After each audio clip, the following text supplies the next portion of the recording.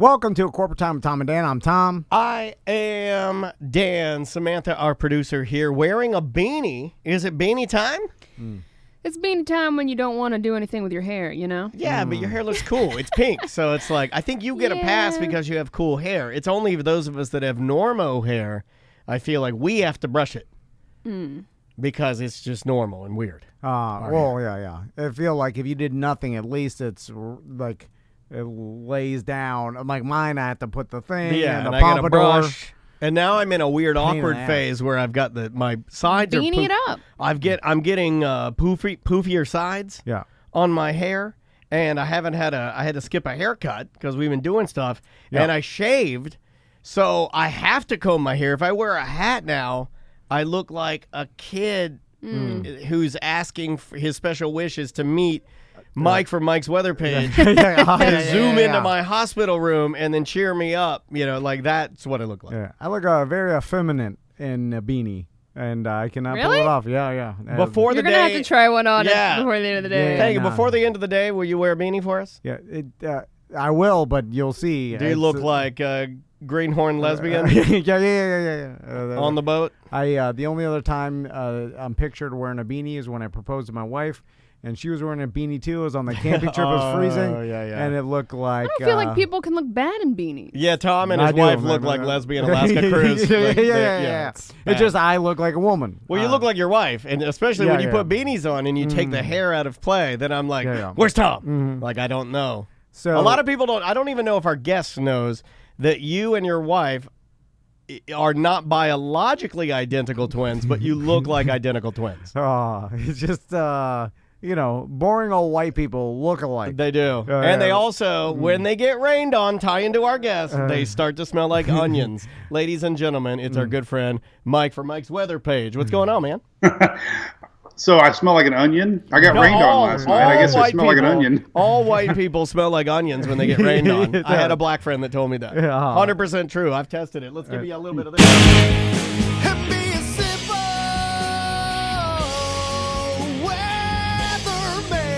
He's a simple weatherman. It's Mike from Mike's Weather Page, SpaghettiModels.com. Follow him on Facebook at Mike's Weather Page. I do if you want to find out what's going on in all weather, but most importantly the tropics. It's all brought to you by ABC Fine Wine and Spirits. Hashtag TDABC. And Mike has something really cool that we've been, we talked about a little bit before. We knew he was coming out with his own beer, but it's close to being released. And where can people find it, Mike? And let's talk about the beer for a second. Well, the beer is awesome. Big thanks to Big Storm Brewery here in located by my house. But here it is. I know we got people on Twitch, but then we actually got a packaged 4-canner right here, and it's actually hitting the shelves this week, possibly at your local ABC Fine Wine and Spirits. So if not the end of this week, for sure next week. So it's coming quick. Awesome. And I know that ABC is really cool about if you ask to get a beer, they do all they can to try to get it from you. They got to go through the distributor. They go into the interwebs and they find it and they bring it in for you. But ABC's always been like that. If you want a particular local beer that you can't find, they'll get it for you. They were one of the first people that would ever even get me craft beer when I wanted it. And it's called a Hurricane Hunter. What kind of beer is it, Mike? It's a tropical IPA. Lovely. It's kind of good. Even my mom likes it. My mom is not a beer drinker, but it's got a little pineapple, a little orange, 6%. I swear it's more than 6%. I had 3 of them the other night, man, and I was pretty loopy. Well, it's 6%, big boys. Yeah, they're big boys. They're tall boy beers. Yeah, 3 tall boys, and I'll jump off a roof into a pool. I'll do it. Yeah. Let's do it. Congrats on the beer, man. I'm excited for you. Your pup's on there. It's cool. It's a beer that you can drink while you're watching Mike and some of his broadcast, and he's bringing you the tropics and what's going on. And speaking of that, I guess, what are we doing now? Well, first, Mike, I wanted to talk to you because anybody that follows you on social media saw that you did a little storm chasing on this last hurricane, and this is how many hurricanes we've had. I forgot about the name of that hurricane that hit. I heard we're, I think we're dancing into the alpha, beta, gamma. Oh, no, we're Delta, past Delta. Delta. We've been breezing through those, so where are we at? We're at Epsilon. We're actually in E now. In Bermuda is actually going to get some storms tomorrow into Friday from Epsilon. So we're already into the E's, which is crazy. But yeah, I flew up to Hurricane Delta, and it was a crazy experience. It was a last-minute decision. We flew into Houston. We drove towards where Hurricane Laura made landfall just a few short weeks ago. And it was the most. I didn't know what to expect. I brought my good buddy Phil, which you guys met before. Yeah. And we didn't know what we were going to expect, and we got more than we bargained for. We had surge chasing us off the beach. We were driving through the Gulf. I mean, we were panic mode. We had power lines exploding almost on top of us that we just escaped danger. We were driving back roads that is the blackest black you'd ever see because there's zero power. Louisiana was knocked out of all power, so it's just a weird feeling to see only your headlights and coming across power lines in the road. It was very surreal. It was crazy. Mike, where'd you stay? Did you stay in a local hotel? I was wondering that because there's a lot of people, and now through social media you see these people can show you live, and a lot of these people have been doing it for years. I'm sure you've met a lot of them, but they'll storm chase hurricanes, and then they'll take footage of what's going on during the hurricane. And now we could see it a lot easier because of social media. But I always wondered, those people that do that, they stay in usually cement hotels so they know they're safe, and so they get a good vantage point. But does the hotel easily rent you out the room knowing that it's in the direct path of a hurricane? How does that work? That's a good question. Well, we first thought we were going to fly into Lake Charles, and they were the ones that were hit. And what you'll find is a lot of people that evacuate, like Houston was very hard to find hotels, and I couldn't figure it out why. I mean, we learned so much common sense, silly, stupid stuff I didn't think about. But everybody that evacuated in the path of Delta obviously went to Houston. So the hotels fill up really quick. It's a big problem finding hotels that are close in proximity. I do know that a lot of the storm chasers pick nice, secure locations. I was there's a little video clip I did where 2 minutes we went from watching, and and the crazy thing was I never lost internet. I have an international 4G coolest little thing I bought on Amazon. It connects to any open tower, so we never lost cell phone signal. And all my fans were like, "You need to move, you need to move, you need to move," because you could see the power lines were really starting to blow. And within 2 minutes, the power lines exploded. The transformer blew up. We had fire right where we were at, and I did a little countdown clock, and I'm like, we were 2 minutes from that happening. So rookie mistake number one. Now I know why the storm chasers go to concrete buildings, like you said, because it's we made a lot of rookie mistakes on that. But yeah, we ran across. Another funniest story was we turned a corner. We were tracking where we thought the eye was going to go. We turned a corner. We've got this little marina. Every storm chaser on the planet was there, from Reed Timmer to Mark Sudath, Hurricane Track, Corey Acton, which we met. Cool. It's it was a huddle of about 10 to 12 trucks, and it looked like the movie Twister. I swear to God, it was the most craziest thing. God. They all. You guys are you're like the weather Avengers with worse costumes. Well, and they all had their vehicles were wrapped. I felt like a little fish I'm like, we got to get out of here, man. I mean, these guys all had gas tanks on their top and flashing lights. It was like a movie, man. Did they have the fat guy with the flying ping pong balls? That's a trash can? Yeah, you got to have a fat guy with a trash can of ping pong balls to release into there. And then later he'll play an assistant fluffer that's gay and boogie nights. So, nice. Mike, how many, do you know any of these guys? Obviously they probably all have social media, and they must know of you because of your presence. Do you correspond with any of them? Is there a secret handshake? No, I don't really feel, I felt like I was invading them, to tell you the truth. I didn't want to encroach they were the real guys. I'm just this dude in a rented Jeep, that we're driving around looking for the storm. But we did have this guy, Corey Acton. He's famous. I didn't know who he was. He turned, we parked off in a little town, It was great. It was called Gaeta, town of Gaeta. It was Gaeta, like I got to talk Louisiana here, but Gaydon. And we were there, and the mayor came and met us while we were streaming. The chief of police came and met us, and then this Corey Ecton showed up, and he had big bright lights. He had 2 cars behind him. He's a big tornado chaser from Moore, Oklahoma.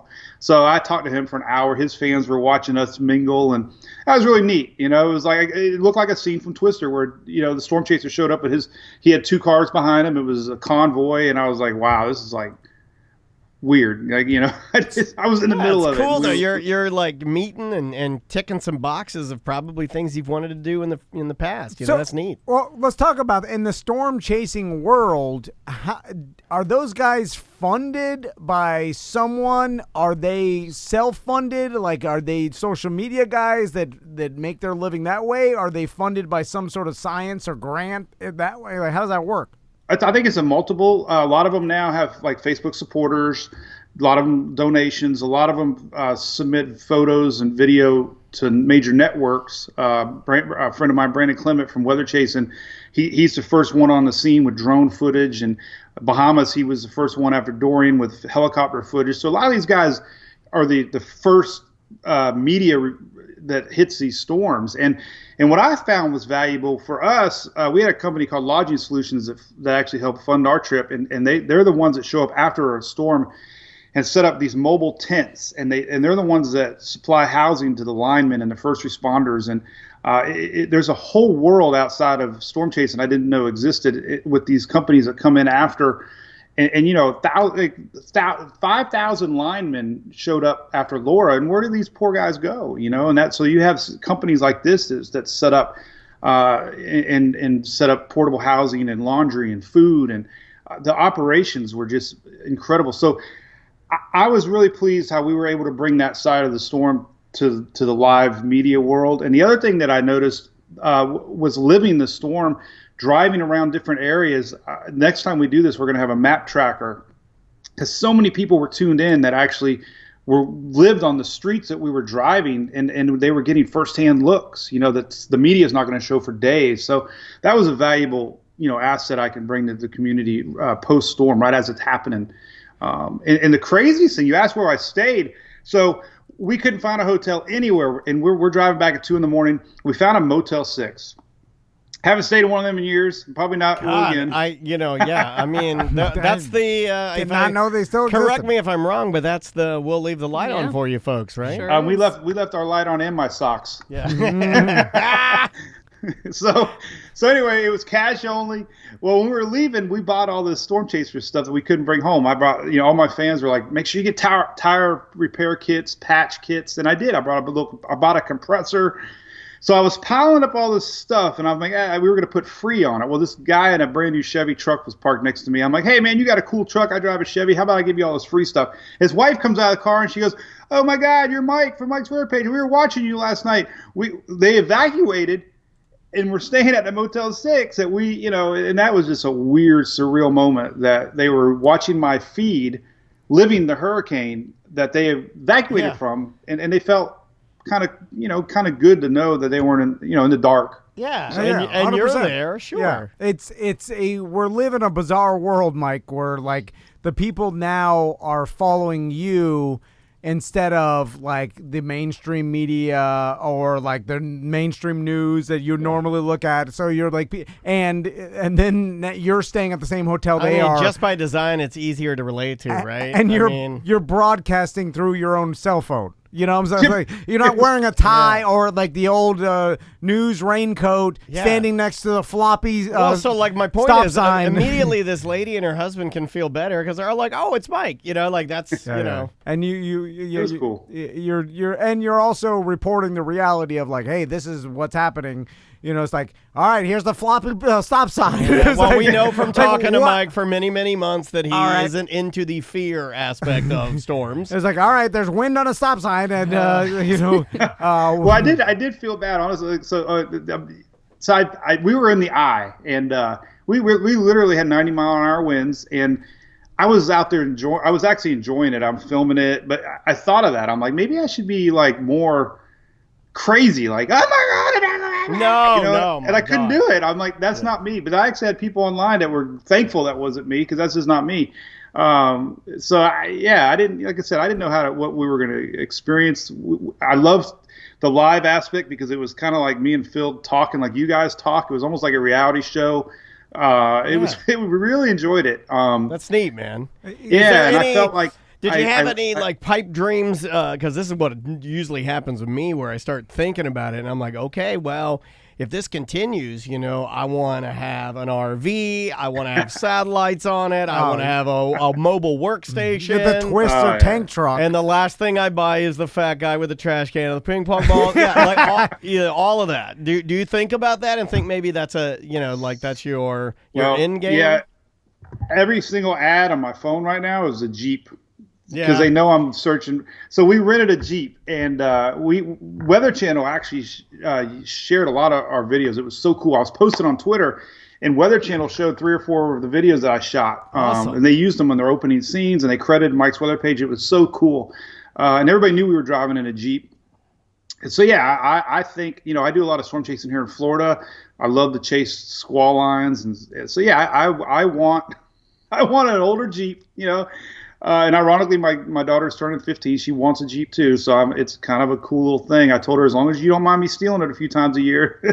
But I want that setup. I want the laptop. I want the camera mounts. I want, And it's also funnier and more relatable to say that Mike from Mike's Weather page stole his daughter's Jeep to chase a storm. I don't know. Yeah. Don't change a thing, man. Like, seriously. Put a snorkel on it. Yeah, do the whole thing. Yeah, and she's old enough. If she wants to go, bring her along. I mean. Yeah, well, if she wants me to keep paying her bills, she's going to say, okay, Daddy. I'm driving. Yeah, I'll drive you anywhere you want to go, Pop. Mike, for the rest of the storm chasing community, because it sounds like, and obviously you're right. I never even dawned on me that, of course, you need people literally on the ground to coordinate, because they know what happens after a storm. We've had so many, like, they know the process, and they need to get all the infrastructure to feed and clothe, and then for the people, the linesmen to stay. You need all the infrastructure to set up temporary living for people that are displaced. So they got it down to a science of so of course you need people there immediately when the storm's done, be like, all right, this is not destroyed, you could take this path in, like coordination, it's a huge coordination effort. So that's part of the storm chasing thing, I imagine. But for off season, do these guys go to other places in the world to chase storms? Obviously, like when our season's over, there's always storms somewhere else. Kind of like a crab fisherman, right? You switch from the regular crab. You go to snowstorms? You go to a different area and you start pulling up tuna. Blizzards? Are there guys that are like, I don't do snow, only tropical? Yeah. No, there's a big fascination on the first blizzards of the season. And, before you know it, it's March, which is tornado season. And that's really where these storm chasers are out there chasing these tornado hail events are big. Reed Timmer just the other day was in Denver or somewhere in Colorado, and he got beat up from hail. So, these guys are always chasing. It's a full-time gig. There's always weather going on. But I can tell you one thing I was reporting live, which I think the most craziest thing I found was, we knew the storm was going north, and, I always talk about the counterclockwise winds of a storm, common sense kind of stuff. So as we're driving back to Houston, obviously the storm is now blowing from the north to the south.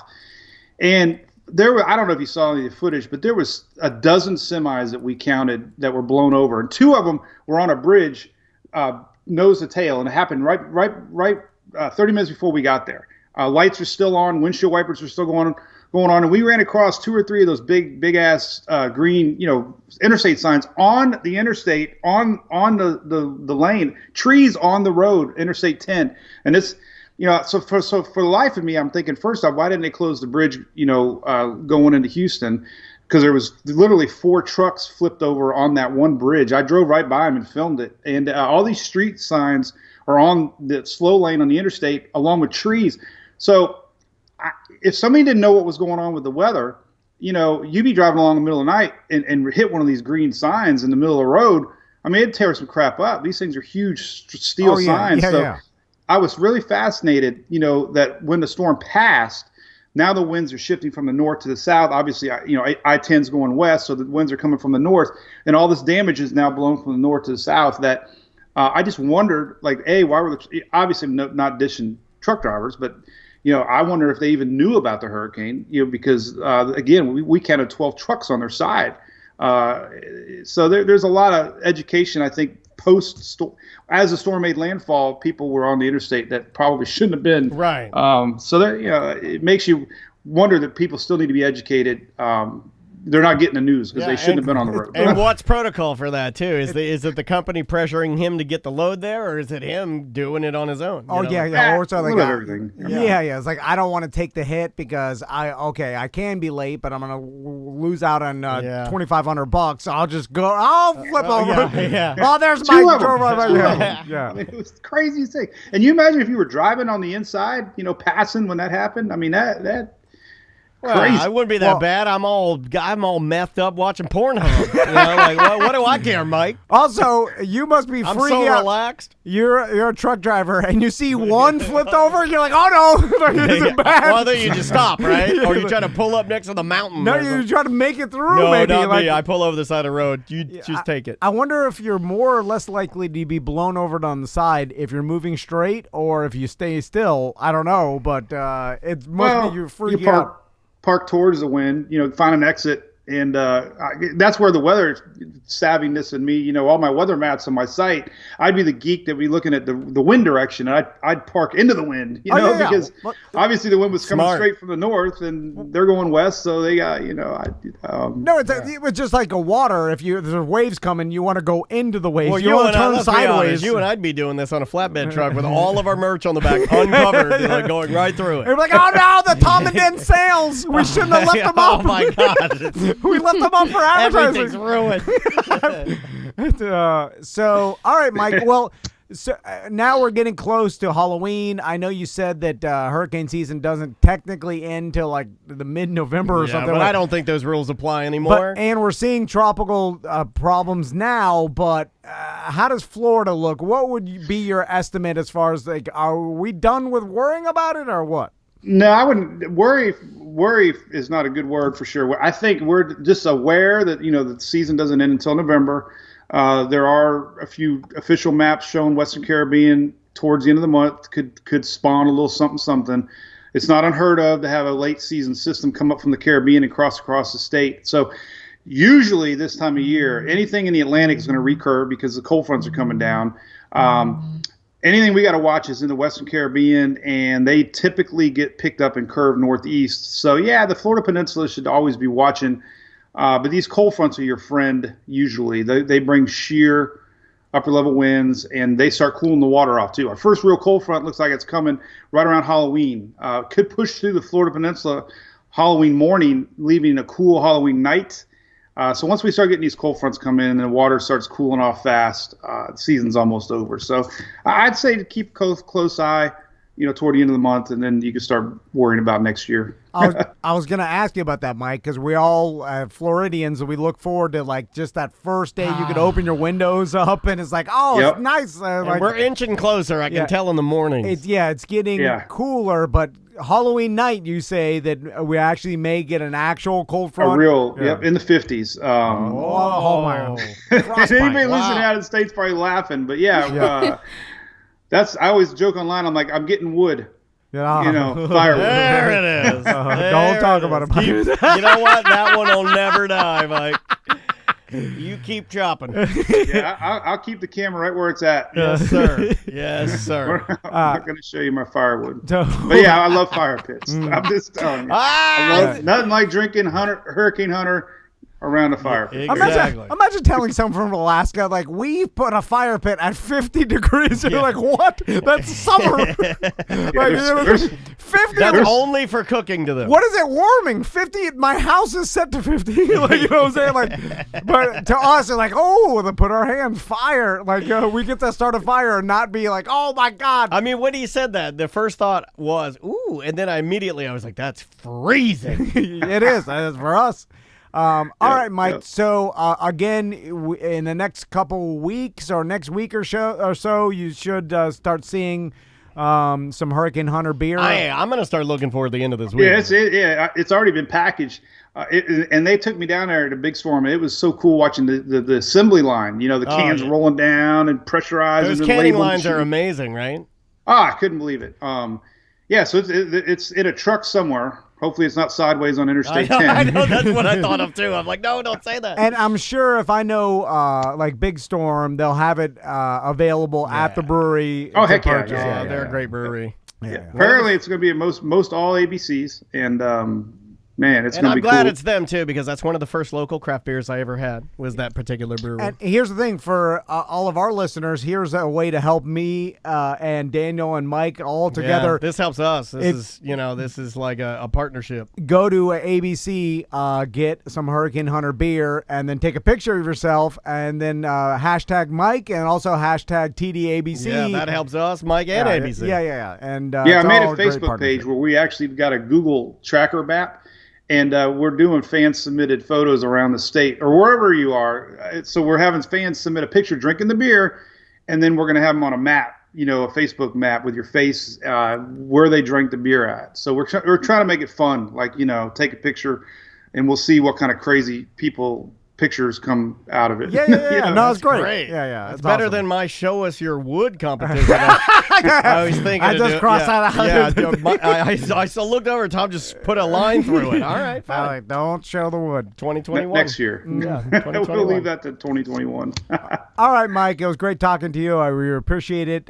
Thanks for the time today and telling us about your storm chasing adventure. And we're glad you're safe. And we'll see. It was an experience. I look forward to tracking these winters. We get squall lines in Florida, so if you see a black Jeep drive down the highway with a bunch of red hurricane stuff on it. Okay. Mm-hmm. All right. You need to get all wrapped. Although your daughter may be mad when she's driving to school. Yeah, and it's got donkeys all over it. Here she comes in the donkey mobile. Take it from me. Don't get it wrapped. Yeah, it's got like a hurricane donkey head on a spring, like Truly Nolan. There's a tap in the back. You can get Hurricane Hunter beer poured out of it. That's my dad's. He left it in there. The keg's been empty for 2 weeks. Street glow. All right, Mike. Well, I have magnet. I already got the magnet thing, the magnet sign bookmark. Yeah.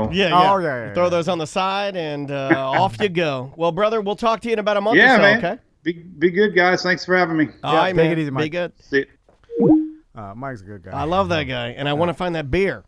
Yeah, I'm sure. God, I was just down there like a few weeks ago when we were all on vacation. They probably had it. Yeah. No. They just came out with it. No, I'm just saying it was being made. It's probably it's being made, there. This stuff is in the vats. They gotta do this way in advance, and they're gonna be pumping out a lot of that beer. No, 100%. I can't wait to taste it. All right, we're gonna take bye. Welcome back to A Corporate Time with Tom and Dan. I'm Dan. I'm Tom. Samantha, our producer's here. Butler is in the other room. It's time to do the thing that we do with the guy from the place. Oh, Canada, home of George St. Pierre. Tom's Pop called it Gay Mexico. So great. It's just lovely. Wow. And I also like that it kind of ends on that. It gives it more emphasis. Is that bad? Does Josh get offended by that? Clowning on his country? Josh, you get offended if we clown on your country a little bit? I do not. I quite enjoy it. And I feel like as Americans, the biggest clowns. We're allowed. We can clown it's on the everybody else. Yeah, we can say the C word. You're not allowed. Yeah, because we're the clowns, so we can call everybody else I clowns. don't know if that's how that works. That is, it's exactly how it works. Yeah. Like this morning, Tom came in and he's like, "What's up, clown?" No, I meant to ask you to put on a beanie. Oh yeah, will you put on a beanie so this segment we can pretend you're a lesbian woman? Lesbian woman. Butler, give me a Stay away beanie. from Oh, me. he's serious. You're in game mode? Wait a minute. I'll put on a beanie for this segment. Big because- Canada energy. You're okay with fun? No, this is not fun for me. Okay. Yeah, but This we're is going to made- But have you're fun. granting our fun. Oh, yeah, you gave him the big browner. Oh, Oh, my God. it does match your brown hoodie.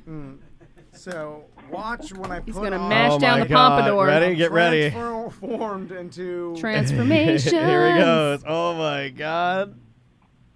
You look like a little kid. Yeah, you do. You look like you look like, oh my God, you look like a child.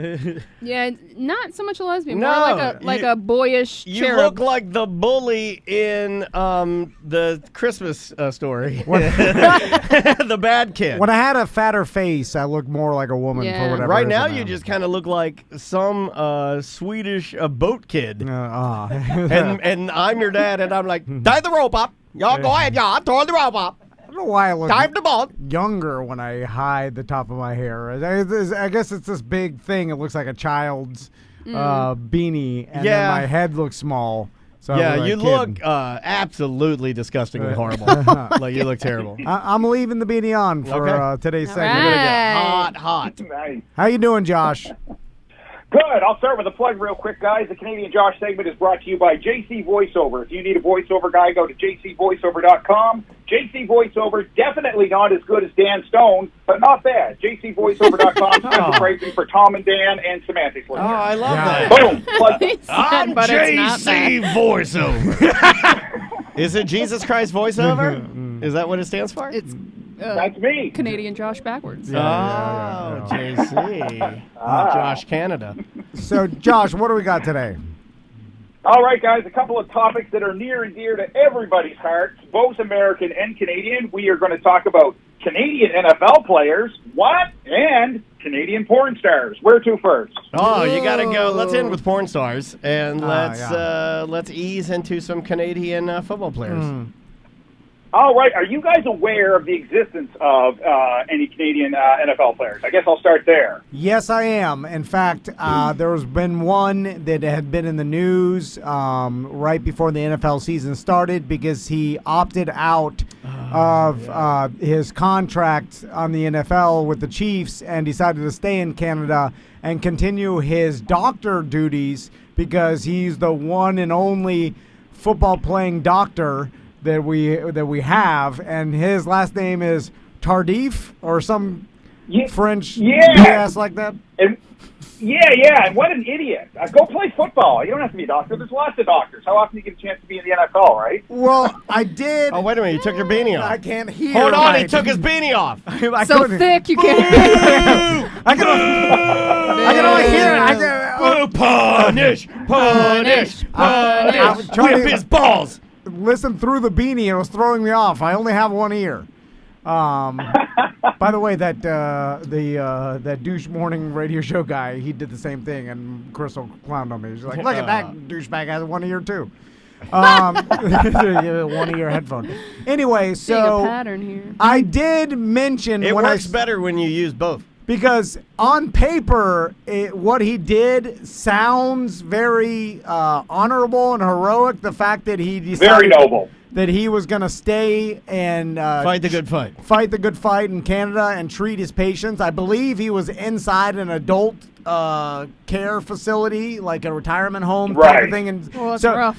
But I am with you, Josh, where I was like, well, they got a lot of people that do that. You're playing NFL. Lots of doctors. Like you. We've got plenty of doctors. Yeah. And, and Canada doesn't even have it that bad because they got their ass together. So it's like, I mean, if you're going to stay somewhere, stay in Florida or whatever, or New York or something. Well, don't say here. But it's crazy here. And then In I'm like, Canada. Also, you only got like 2 more years maybe in the NFL. Like just Yeah, play it out, and you can do your doctoring when you're old. You're 36. I think he's younger than that, 32 or something. Anyway, but he's a true hero. He stayed in Canada to help some he people. is a hero. I would like to one read player Josh- I was going, He's only 32. Go ahead, buddy. No. You go ahead, man. You were going to say another player?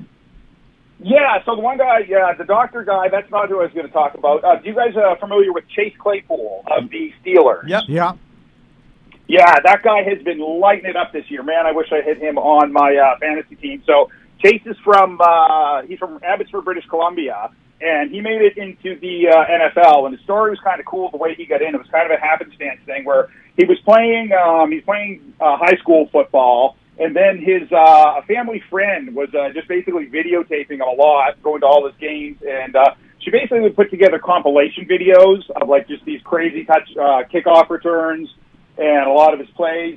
She gave it to somebody who was a football guy down in Nevada, and the guy saw his tape, and he's like, wow, we got to get this guy down here.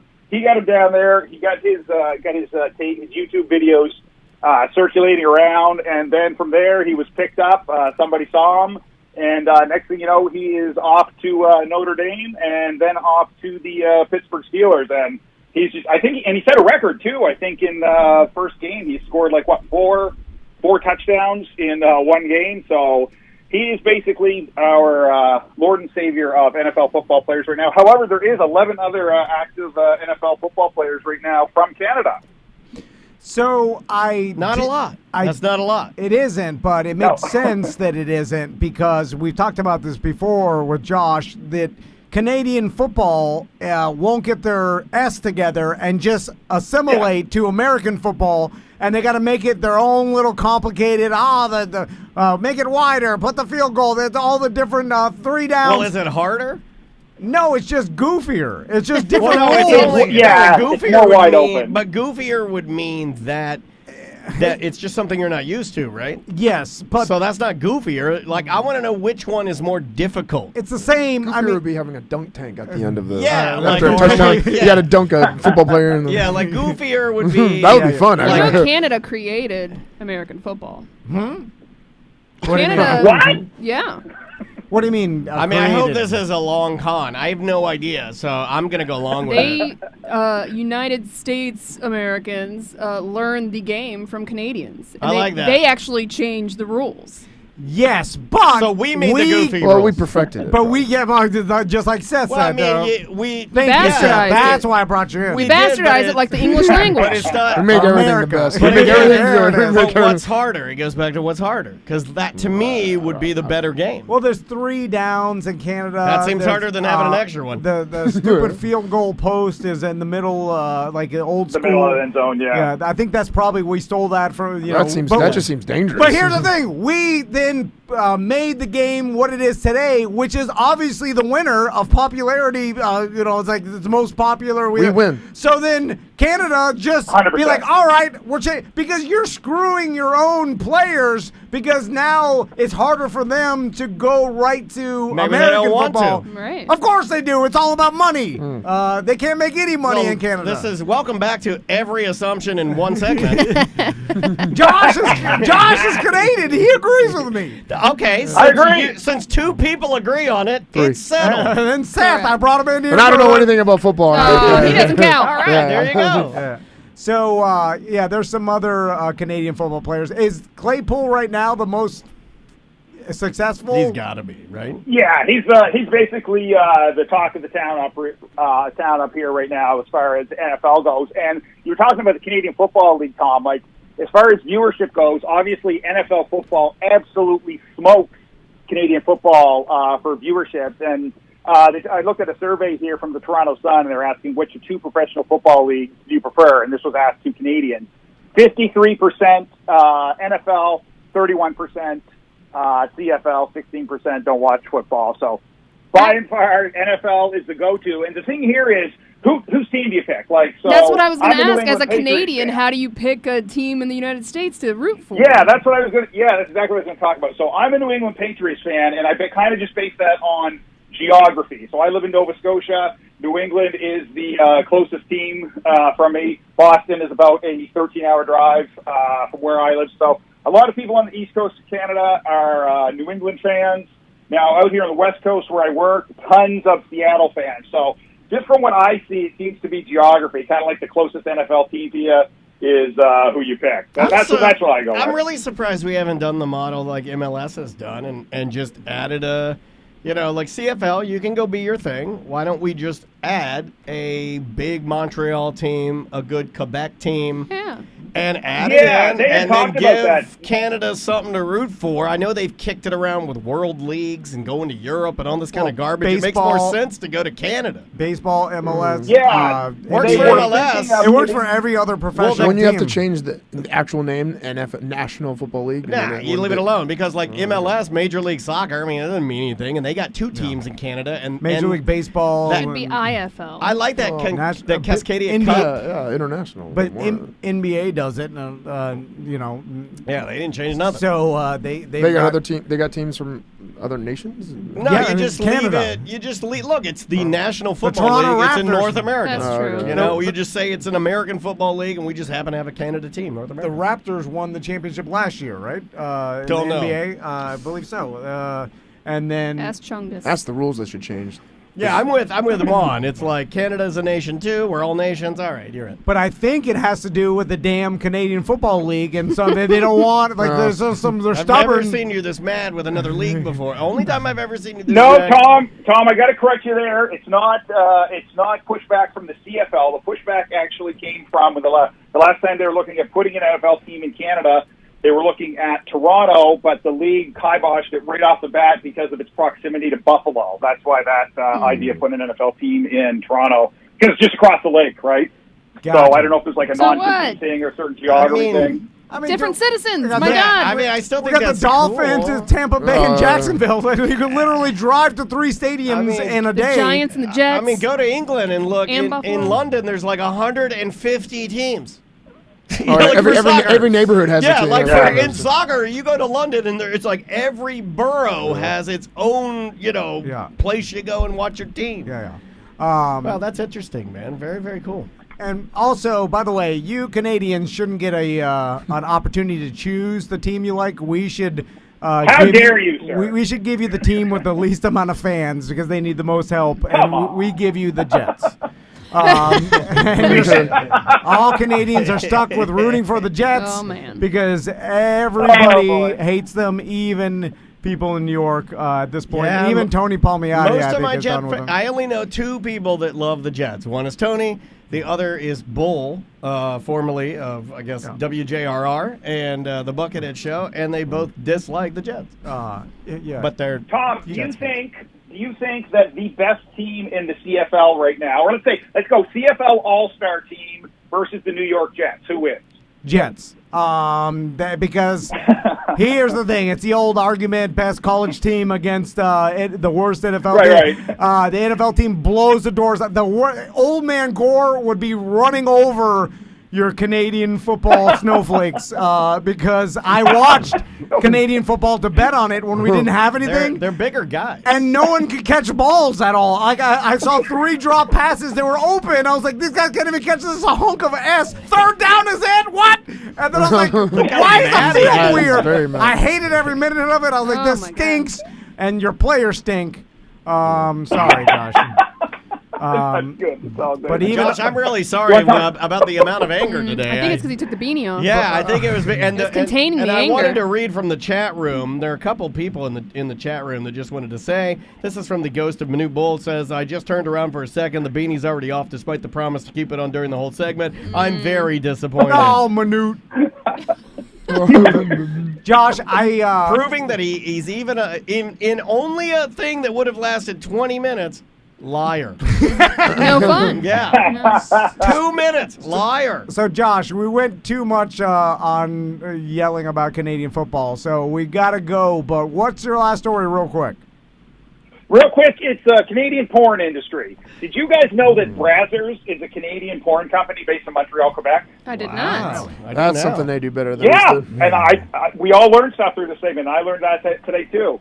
Brazzers is a Canadian porn company, and then I was just going to mention 2 really notable Canadian porn actors, August Ames and Peter North, both from my home province of Nova Scotia. Couldn't be prouder. There you go. Yeah, but August Ames hung herself after being bullied on social media because Terrible. she called out some people that would have liked to force certain sex performers to appear on camera with men that may or may not have been in gay porn, which could quite possibly put your health in danger. But then it's looked at being maybe anti-gay, and then she was bullied, and then she drove to a park and hung herself 2 years ago. Why'd you bring it up, Josh? I was not going to bring that up, but Jeez Dan Louise. Dan went there. Well, there's a documentary about it that I read the article about it. It's horrible, man. Also, not a big fan of Brazzers. Too 4K. It's No. too professional. The girls done. are too pretty. Tom likes some real. He likes ghouls. He likes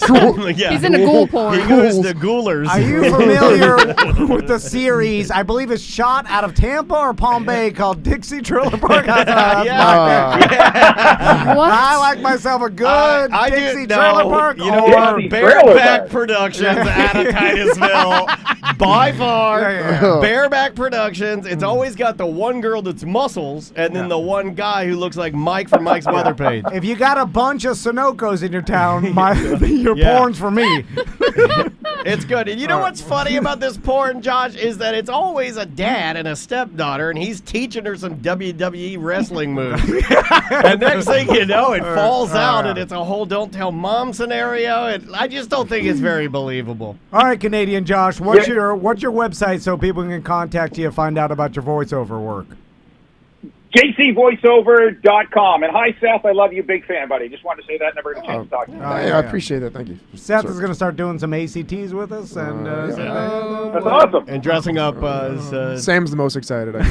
some costumes. Oh, yeah, I had to be like, all right. If it doesn't work out, I'll go figure It's a it out. probationary period. All right, Josh, we'll talk to you soon. I love you. Goodbye. All right. Bye-bye. No. I gotta go. Welcome back to Corporate Time with Tom and Dan. I'm Tom. I am Dan. Samantha, our producer, is here. Butler is here. And our good friend joining us on the big red couch is Seth Petrozelli of Jungle Fit Orlando. I'm glad we invited him in. That's I'm glad. good. Way to sell the sizzle. Sorry, That's great. Yawn on this mic. Hold on. Next time you do I that, only got 10 wave hours your sleep last hand night. so I can turn 10 you up. hours? No, I'm joking. I only get like 7 now, which is bad. 7 I need 8. Yeah, that's not a lot for me. I need 8 to function. I I get like sick. 6 or 7. I try to. If I get any less than 7, the rest anxiety. Yeah. Well, Let's I say tell you it's- guys I don't sleep well. That's why I have to go to sleep early. If I don't, I'll just stay up all night. So, Seth, yes. someone on the BDM page put, and by the way, if you want to get on the BDM page, you have to be a BDM. And if you are a BDM and you're not on the page, just go to our app, and there's a, once you're signed up, it says, hey, join the BDM page. It sends a message straight to Tony, and he confirms that you're a paying BDM, and he lets you on the page. That's how to do it. Anyway, on the BDM page, some guy was clowning this other guy, this karate guy. Every once in a while. Don't say karate. It's not karate. Sorry, I don't What is know. this? It looks a lot. I haven't even seen System. this. They call it system. There's like different martial It's arts that do that closer stuff. to karate than it is computer programming.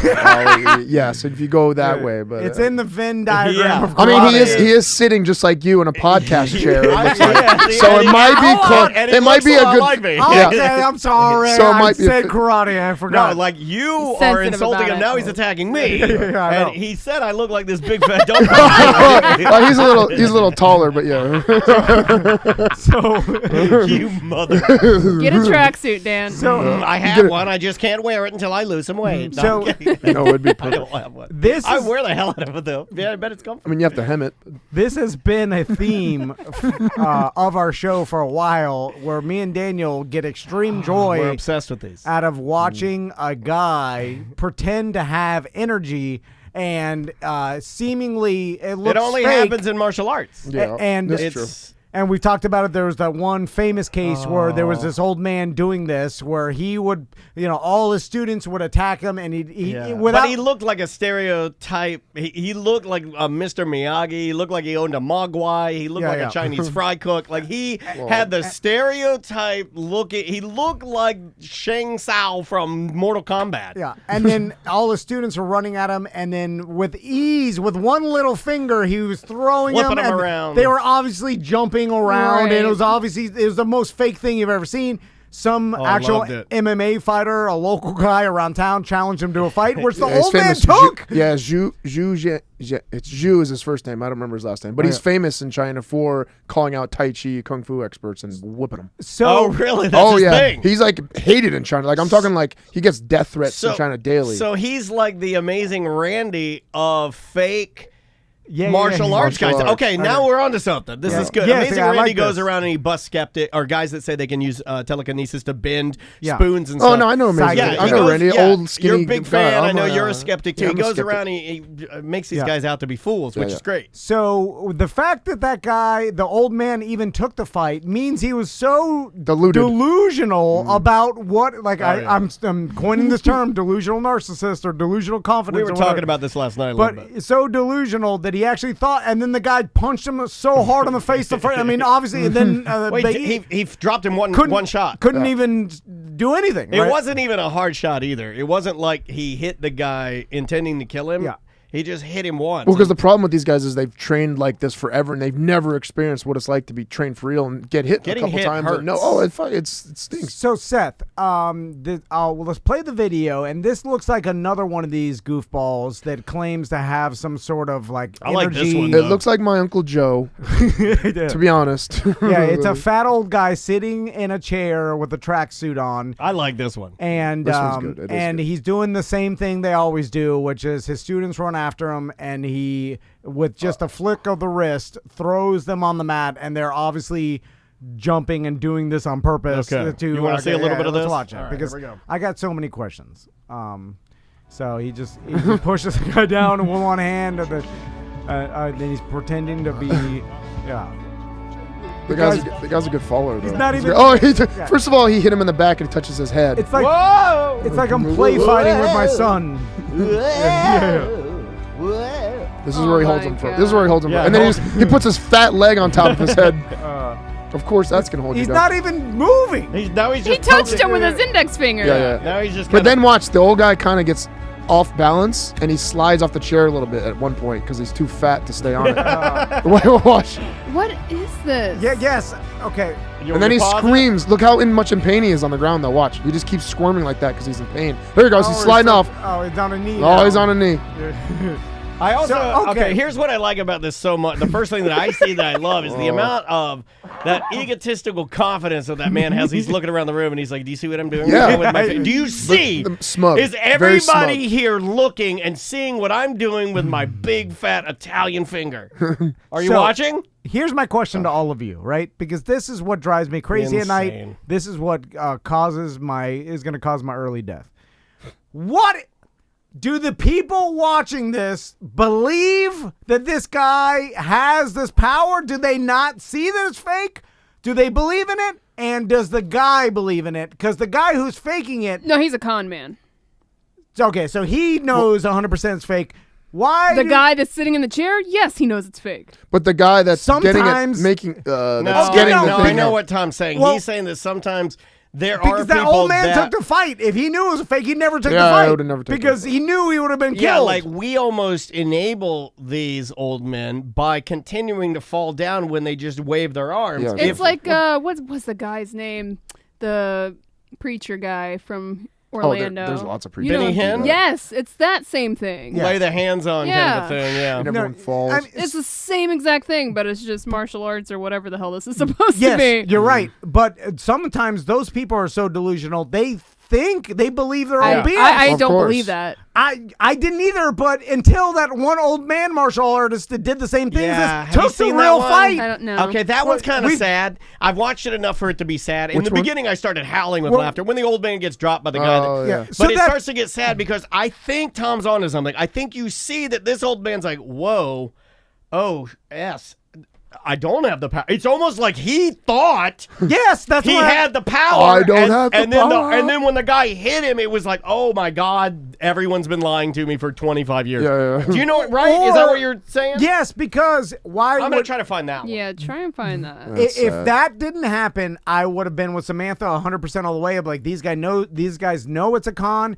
The people that are pretending to fall know it's a con, and they're trying to con the rest of the people to spend money. Okay, but you wouldn't have never taken the fight if you would have known it was con, you'd be like, hey, this real MMA guy is gonna punch my face and ruin this whole thing. Right. So you would just put it off and try to be like, no, I'm not gonna fight. You know. As far as getting more followers like that, say I invited you three to a seminar of a guy who does this.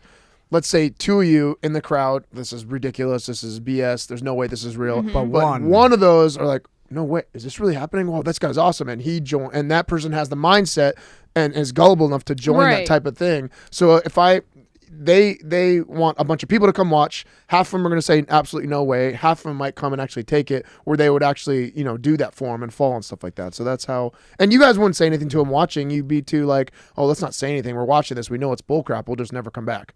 But so that's why the crowd isn't saying anything. You're right. I think. And I think you're right with that. But the people that believe it, how can they believe it? Seth, is it how can you look at this? Is it Tai Chi master knocked out 3 times in 30 seconds to MMA kickboxer? Yeah, that's the guy. That's the same guy. I found it. Same fight. He's had like 8 fights like this. Yeah, like there's a lot of fights. Did he get knocked out every time? Do you know no, he beats every one of them up. Oh, okay. That's why he's getting death threats. It's so hard for me to find this. This guy's now on a tour. He's on a famous. tear. Yeah, he's famous. just ripping through these guys now. Yeah. We should try to interview. It's a good thing. Maybe I should do that with We should try to interview this guy. That would be awesome. Yeah. So that's but with like old women. Well, you lost me on the old lady. But that's Seth Petrozelli goes around kicking kung fu grannies. Yeah. The fact that there is a guy like the Amazing Randy that's going around and beating up these Tai Chi people, that tells me that there's multiple Tai Chi people that believe that it's real so much that they're willing to fight a guy that they should know they'll lose to. You got to understand the culture they were in. They're in China teaching Tai Chi, the national pastime of China, like martial art of China. So like they're brought up to be like worshipped. But so let's go over Tai Chi. What is it? Is there any legitimate actual beyond the supernatural power part? Relaxation. I mean, for health benefits, relaxation, meditation. But is there any actual fighting? There's hard Tai Chi. I know there is hard Tai Chi. But this is a good one, guys. I think I got one for you. Okay, here. This is weird. That's the same guy. Okay, so he always wears the same outfit. So this one actually has that's not the same guy I'm looking at. Okay, so this one actually has like audio and like a little presentation that you can kind of watch. Oh man. To sort of explain what happens here. So 10 seconds was all. There's a right hand reticle. Yeah, so you're seeing this MMA fighter is taking on this Tai Chi master. His name is Wei Lei. And the Tai Chi guy is trying to throw his power, and the MMA is punching his face crazy. Yeah, this is the watermelon thing where he there's a part of a disturbance inside the watermelon after he touches it. Yeah. But he fakes it. So here he's showing that he can gently place his hand on this watermelon, and then in this one, what's going on with the bird? Okay, in this one, he says it was claimed he could use chi to create a force shield to keep a flying pigeon near his palm. Oh, so he couldn't fly away? So look, this pigeon is basically rubber band a pigeon to his hand. Oh, no. Yeah. And then this guy, he's getting punched in the face. They're cutting scenes. Oh, okay. And then basically this is like one of those little 30-second blips that they put out there. They basically tell you that this one guy's on a tear throughout China beating up all these fake masters. It's like his thing now. Can we interview that guy, you think? He maybe doesn't speak English. The guy that's the MMA guy. Does. I want to say the MMA guy does. No, he's Chinese, but I think he does speak a little bit English. So that'd be if awesome. I remember looking at his interviews. But what I mean by all this is like these Tai Chi masters take the fight, so they believe in their own BS, which fascinates me the most. Or they might not, and they say if I don't do this, then I'm going to look really fake. So I got to just try. I mean, at least maybe make an effort, and hopefully something will get a poke in the eye. Or a kick they should know that's they're never going to win. So like it would How be do they not if know? I challenge you to a fight, would you back down? Like Yes! in front of everybody? Yes! If I go push you and I'm like, let's go. Yes! He You will now ugly because he ferret has kids. face. Of course. Before the kids, he would have fought you, but now I'm that he not has an kids. idiot. No, I don't think he'd ever fight him. No, I mean, maybe drunk. But if it was like a real fight, he wouldn't do it. Well, He has ultimate confidence. If Seth, he'd be like, if I train for 2 weeks, I could do it. I know that did not be a fact. I know that. But here's the thing: I have ultimate confidence in things I actually believe. This is impossible. Yeah, but a lot of things that you believe are impossible. Aren't you moving It's your... close. It's closer than Seth. I mean, me being able to fill a cavity is closer than me ever beating Seth in any fight, no matter how much I ever train. I'd agree with that. Are you're moving your dojo now, right? Yes. To a new location. Why don't you start teaching this because you can back it up. If this guy starts to come, just start teaching the energy waving. Right? Oh, okay. I see. Oh, And yeah. then somebody comes to back you up and be like, I think you're fake. And you'd be like, all right, let's go. And Just do the opposite of real. and then fall back The on reverse. your real That's karate, The reverse scam. I'm telling you. Okay, now we got something. Now we got a business. That's a good idea. Because Let's start this business. But again, I don't want to get hit. Okay, that makes me You're put not my getting- body on the line. Yeah, you're not getting hit at all because you're teaching energy waves. yeah. Well, the fight, whoever challenges me. Yeah, No, but you you can wave easily, at him. I've seen that guy. You could beat up that guy. Oh, yeah, that guy, yeah. But I. No. I mean the guy that's challenging him. Like, yeah. You're bigger Oh, than yeah. that, dude. Yeah, Jew? Yeah, I could beat Jew. Yeah. Because he doesn't need to be that good. He's beating up old people. Yeah. You know what I'm saying? I can beat. I can beat up that old man. That old man, or especially that fat guy. I don't know. Oh, I I'd kick him right out of the chair. Samantha could beat him up. Kick him right in the chest. I would drain my savings account to watch Samantha fight the Batman. Oh, me too. I would Put on my combat literally- boots. Goof. Oh my God! I've would never be- wanted to watch a pay-per-view more in my life. Yeah. That'd be so fun. So, but that is brilliant. If We you do it at the pretend to jungle. do this, and then anybody that challenges you says it's fake. The ultimate problem is though, it's like the energy aspect is fake. So all the stuff and the energy you're teaching that can't be backed up by anything. And real. so, but the guys that pretend to fall down when the energy gets them, they know. I don't know. I really think they believe it, man. I That's think the it's only way you 50-50. get people like I think that. it's 50-50. I that's think where it gets some gray. people are like the people that go to these big religious Yeah. conventions It's where them they pushing want to down- yeah. believe, and Yeah, so yeah, that they yeah. will just fall. Well, and I think some of them are doing it because maybe they're in on it. You know what I mean? And we all know what it's like to believe something we all know is not true, right? I mean, I think most people know what that feels like. I only believe what's true. So I do not know what you're talking No, about. I think most people have lied to themselves if you really dig deep enough. Not me. The only fact. My entire life is a giant lie. I only know the truth in my. I know who I really am. My entire life is one gigantic lie.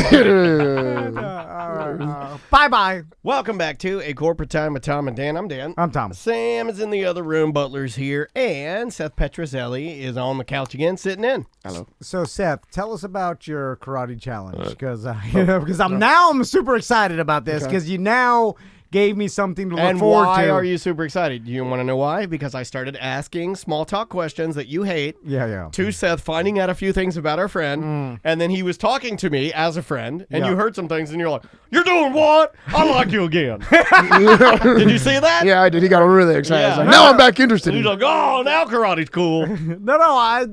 This is This is cool." Okay, so explain to me what is. So it you have So, a dojo.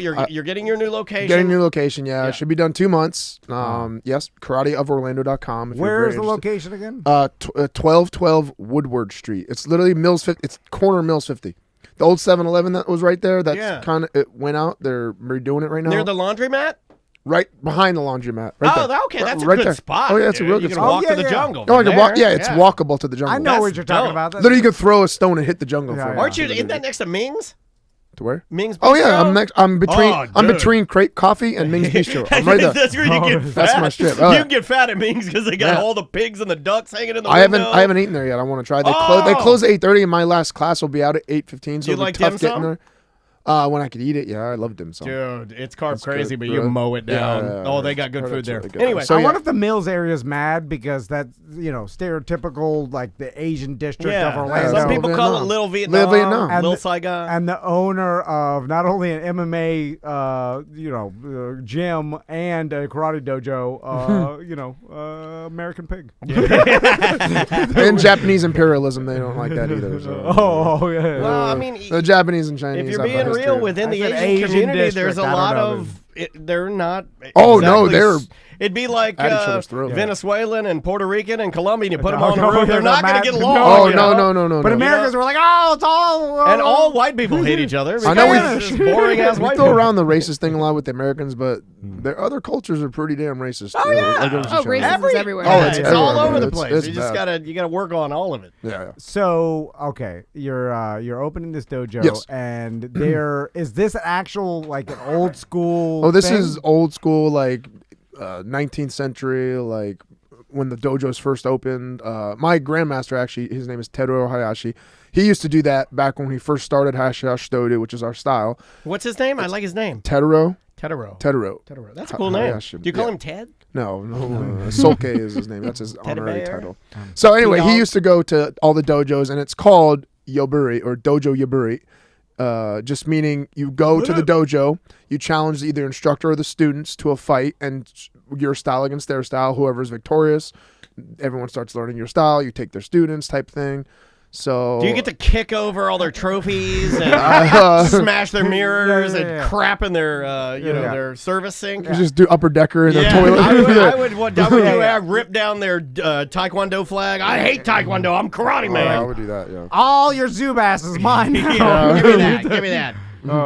So you who's got the hottest mom here? White belts, line up. So show me your moms. Basically, all the other dojos in your town, you could challenge the master. Would it be the master of one dojo versus master of the other? Well, what usually would happen is I would say a sensei would show up. You challenge the master. He would say, "You're not good enough for me. Go against my highest student. You beat him, then you could fight me." So then you'd fight the highest student. If you beat him, then you can fight the master or the sensei or the whatever you want to call him in the gym. So, Seth, this leads me to something I want to talk to you about in the martial arts community, the sensei, right? Yes. The sensei, in at least the stereotype to me, is the older, the seasoned. He knows the most, but not necessarily the most fit. Right? And some people don't practice what they preach, which I'm very big on. Yeah. And I get what you're saying. There's a lot of fat senseis at McDojos out there. Yeah. And I'm not going to be one of them. I know you're not, but I'm just saying there is the stereotype of the Danny McBride and the Foot Fist Way. Yeah. The strip mall. It's the strip redneck dojo. And that's Americanized, very Americanized karate. There's a difference. Hey, you listen. First things first, when y'all come into my dojo, you bow to the flag. It's American. No, we don't do that. We bow to those. But then Tedero, yes. In the other ones, I've seen like the stereotypical older Asian man that's like Mr. Miyagi, I'll call him, where like obviously you're too old of a man to be able to fight Seth, right? So, is there any dojos in Florida? Let's just start with that, or the ones you know of where the sensei, the master, is accomplished fighter or has fought as recently as you have, because when's the last time you fought? A couple years? Professionally, I'm trying to think. I fought after the last time you got wrestled. When did you wrestle as Prince Pepperoni? 2007. Well, that doesn't count. Did you get paid for that? With your ass UFC fight. 2015. I think. 5 years. 2016. 15 or 16. I think you're ready for the tracksuit and the chair. Yeah. But I am in better shape now than I was. Hey, Tony Romo, can you still throw a football? I don't think so. Cardio, I think I'm in better shape now. My head isn't in better shape. Yeah. Well, you gotta wear like a big balloon hat. Yeah. You should see the hat I wear, the mask I wear fighting now. It's a big shield in front of my face, big styrofoam head. I look like. You look like an alien. You look like Doug from the cartoon Doug. Cartoon Doug. So you want to start challenging other senseis, and then if you beat them, you take their students. Yeah, this is awesome. So what I want to do is, can we do that with podcasts? I'm not going to go like old school. I'm not going to show up to their door, but I'm going to do it new age style. I'm going to put out a social media blast. I'm going to advertise it. I'm going to just go new age. I'll say it here. You're going to have Yanni's keyboard player up there. Any martial art instructor, karate, taekwondo, wants to challenge me, you can challenge me to a fight. Come into my dojo when it's ready. If you beat me in a fight, you could take all my students and my dojo. But if I beat you, I get your daughter probably and your students as well. Oh my God. You put that in the bury that in the bill. Let's talk. That'll be in the bottom line. Yeah, you put that in the small bottom. print. Because there's a huge. We're not selling off children. Not children. They're 18 old, and like up. 25, 26. Because I'm beating up 56-year-olds. Let's bring up a very important topic when it comes to fighting, which is what kind of fighting. Because obviously we saw when you get Conor McGregor against Mayweather, obviously he doesn't stand a chance when it comes to boxing because he's not a boxer. But if you reverse the roles, I mean, McGregor would beat him in 2 seconds. So obviously the style in which you choose. So if you do a stereotypical let's say in your style, how is the matches? Because there's not MMA, like it's not tap out or knockout. Okay, in my style, sport karate, it's the same for all karate. Like no matter what style of karate you're in, if you go to sport karate, it's the same exact thing. You can't kick to the leg, can't kick to the groin. Kick the legs? No, there's not MMA. That's the main difference between MMA fights and karate fights. You're not allowed to kick to the legs in MMA fights. You can sweep, you can take down, you can punch on the ground.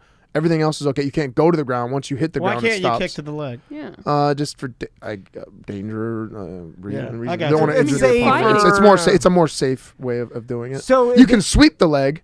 No, but being serious, it's not just a karate. What does that mean? Below the knee? Yeah, below the knee at the ankle. You can sweep for takedowns and stuff, but you can't kick. Now, Seth, because you're trained and you're the best at is fighting wise is MMA, what we watch, UFC and stuff like that. So it's a combination of everything, and it's like besides from the basic rules of not hitting on the back of the head, not kneeing to the head, or all the on the ground, on the ground. But it's like, all right, you tap out or you get knocked out, and that's it, or you go the whole rounds. But these, like, you get points for being... But there won't be points. I would just make this a no-holds-barred fight. Anything, literally anything goes. So you could headbutt, you could throat chop. Nukite, it's called nukite. You can kick to the groin. Can I grab their groin and pull down? That's one of our moves literally is right to the nuts. Okay, so now, but you're changing it. I want to see this. If I'm a karate sensei, let's say, what's the next popular one around town? Like the martial arts world is right next to the jungle. Martial arts world. That sounds Bobo. In DeLand, Florida, there were only two you could choose from, and there was the big one that was in a movie, YK Kim, and then there was the little one, which is my dad says, well, that one's a little bit cheaper, and it was KJ Lee, which sounded like a milk company.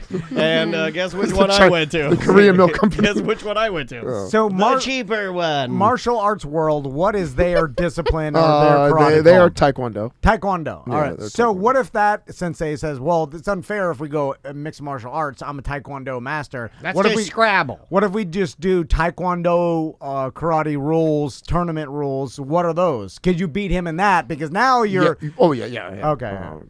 All right. Because the same kicks are applicable to MMA and karate. I would still kick you in the head the exact same way in karate that I'll kick you in the head in MMA. But then I'll still punch you in the face the exact same way I'd punch you in the face. But isn't it based on points? Like if he kicks your head and you block no, that's not the way Yaburi is done back in the day. I'm challenging the old school style where it's actual contact where you get knocked out or choked out. Oh, okay. Tap out or knocked out. Which is your Buri style. Quit. Yeah, or quit. Okay. Yeah. But not New Age style. The fact that's my rules. I'm making the challenge my rules. But the fact that it is no holds barred would lead me to believe, let's say I started the world's worst and smallest out of shape dojo. and I'm right down the block. I'm real close. And I come over to challenge you and you're like, yeah, and you start laughing at me.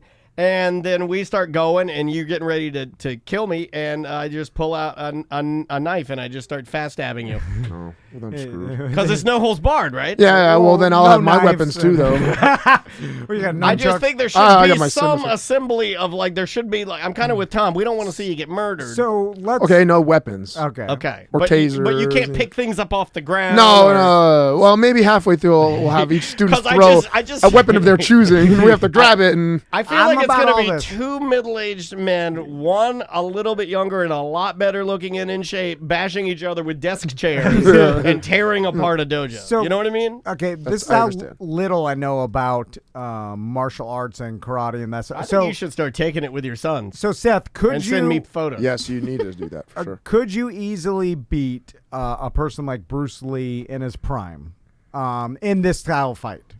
I mean, he's all of 145 pounds or something. Small. He's quick.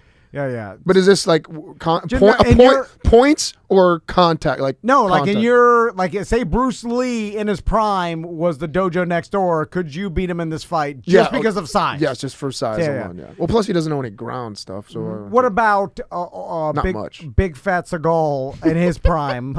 Because he's a big dude. In that meme of him eating the carrot, every time I see it, I get so mad. He does the same. He triggers type me, of karate man. you do. He's worse than John Krasinski of triggering me. Like when I see Steven Seagal, I think I might be over John Krasinski. I'm okay, even though we did learn from people that worked with him that he might be a jerk. He might be. But some mediums said he was nice. When I look at big fat Seagal eating that carrot with a black dyed beard, I get mad. So could you beat Seagal in his prime? I don't want to say anything bad about Steven Seagal. He's the worst. So that's a He's yes. a big fat turd. So what? You kick his wig off. So what traditional? Is that a wig? It can't, man. It's dyed for sure. It's very Gene Simmons. I asked Tracy if I could get a wig. She's like, What? I really want him. That'll make her right now. You want one? Like a long curly? No, like a good, like a Randy Jackson. Like I'd like Tom's hair. Like, there's one thing of him that I'd want is his hair. I guess so. I'd want like a little like cool wig like that. You know? Todd, let me buy him a wig that looks like your hair. Nothing makes a 22-year-old go WAP crazy than WAP crazy. Then his never say that again. I always say it. Then their old man boyfriend. I gave her two asking choices. permission to wear a wig. I gave her two choices. I said I either wanted to wear a wig or, where I'm balding is the typical bald spot right there. So in the samurai, I had top knots. So they shaved that area. And then they made a top knot. So I was like, please let me grow a top knot. I'm like, can I grow a top knot? A samurai top knot. My God. And the samurai top knot is your ponytail glued to the top. Yeah. It's folded and Please do that. I know. I really want it. No, you're bald to the front and you have a ponytail glued to your top. Yeah. That's awesome. I want it so bad. Please do that. I want it, but that's the only thing she said no to. She's like, yes on the wig, no on the top knot. You're going to look like a Christmas ornament. I may write your girlfriend a Facebook message asking if she will give you permission for a top knot. I'll buy one of her most expensive things. Yeah, we're in for the She did not want to go out in public with him. We're in for this. Well, I wear a hat anyway all the time, so I'd have to wear a hat for at least How you gonna a wear year. it? You're gonna have to cut a hole in your hat to put your top knot. Hey, we have a hat for that. While it's growing out, because it'll look real silly before. Oh, man, I hope Skull it. He's gonna have a skull I it. hope you only wear like a they used to coach the Gators. A visor? Yeah, visor. an old what's that guy's name? Threw his keyboard all the time. Muschamp? No, he tried it in the NFL. Coach for the Washington Redskins, and he sucks. Spurrier? Spurrier. So yeah. okay, I'm telling you, my brain's screwed up. Then to answer my question, is there any like karate master that you would be afraid in to this fight? area? No. In the world, though. Oh, in the world. Okay. Yeah, that anybody would really know. good. Is there any famous one that we? Kicks McGee. There's Punchin' Johnson. Because all of what the layman knows is like, Bruce. Bruce Lee? I was calling Bruce Springsteen. What's wrong with you two today? No, sorry. There's Bruce Springsteen and Chuck Wagon. Yeah. The boss. You think of Chuck Norris? No, look, there's a lot of karate fighters that I would be definitely scared to fight because there are a lot of really good just karate fighters, like sport karate fighters, really good ones. Because they unknown. do but as far as like famous senseis, yeah, I'm not too aware. I guess okay. I need to, but I'm not really up to know on senseis and the years. Oh my God. I'm just wondering if there's probably a guy, there's definitely going to be tough fighters for sure. Because but in the area, no, I'm But confident. most karate guys are like, from what I've seen, if they just do karate and they don't do MMA, then they don't have the build that Seth does. Is there like they're very small. I could out grapple and sweep the straight karate guys, and I could out strike and karate the more judo type God, guys. is there any way we can get like an overconfident redneck sensei in one of these strip mall karate places to take on Seth and we film it and we actually do the fight? Because I mean, there's one out there. He may not be local, but yeah, we can do call it. the fight like we did the wrestling matches at the 10-year. Because I just feel like there's a guy. I feel like this is another thing for me just not to get paid doing it. That's what I feel like. We're not going to pay you for this. You get his whole damn dojo. Yeah, you get a students. We'll take the runs. Yeah, students are going to drive from DeLand to Orlando. Like Kentucky. What are you going to do with a Kentucky? Used to be a Kentucky Chipotle. What are you going to do with it? Yeah, I just property. Because that you can start a dance studio. This is the talk about a reality show. I watch this. Like I hate most reality shows or whatever, but I would watch Seth go around to strip mall dojos and beat up the guy, the fat redneck. Now, we have two that we know. America's Zoo Best Pants. We have two that Fred we know. Simmons of the world. We know two karate teachers. We know Seth. Yeah. And we know Bobby Dixon. And Oh no, I'm friends with Bobby. Tommy G says that Bobby Dixon would take you out. No, Bobby Dixon. Bobby, no. Come I know on. Bobby very I've well, seen but- Bobby Dixon 20 years ago. I saw him nunchuck around 20 years man, I used to love those ago. nunchucks. I trained his son actually for. Do you remember the the time- dust was still settling on the Twin Towers when I saw Bobby Dixon do his nunchucks. He did not do it anymore. I'm Too sorry, soon, Bobby. my God. No, listen, Bobby Dixon was a No, badass. Bobby. but- No, he is a He's badass. a great guy. He's a We've good had guy. him in here before. Oh, Hey, yeah. do you remember I when, like Bobby a when lot. I tried to change his Yeah. nunchucks to dildos? The glow-in-the-dark dildos. Did you really? I had them string. I had Oh, yeah. Fairvilla string them between two dildos, and then we're gonna swap them Now- out. Oh, you better not do that to Now me. listen- At Well, no, he any would point in my have karate. killed me. I'm but- confident that Bobby Dixon can beat the majority of anybody I know, and the guy's a real deal fighter. But he's older than Seth. For a split second, I thought you were gonna say the guy is the real deal, Holyfield. But Seth's in insane shape and Whap crazy. trains every day. But I'd love to see a nunchuck fight between you and Bobby Dixon. I'll pay for that. Nunchuck, I don't know. I'll give $1,000 to the winner if we could film A Twitch. nunchuck fight. Nunchuck. Okay, we'll give you Or like. can we do foam nunchucks? Yes, I don't we'll want give to you foam ones. You'll be whipping He's so each ridiculous. other. Whipping each other. I'll be so drunk. Ow! Manute Bowles clowning everybody in the chat room. We're watching. We're laughing at two guys whipping each Yeah, other. I know. We'll get $1,000 in tips from Tactical Hat. All right. It'll pay itself back. And Seth and Bobby Dixon matching outfits. Yeah. Two WAP. Doing God. nunchucks, foam nunchucks, foam coming out of the sky on top of them, light show. Oh yeah, the Seth girlfriend there. Yeah. We got We got Big Tim Murphy. we got the original Miss Monster. She's in. Yeah, get everybody there. Open the portal. Zool. Release all the jokes ghosts. aside, we get our biggest numbers ever. Like we should have been like, why are we doing this whole time? We just turned into idiots.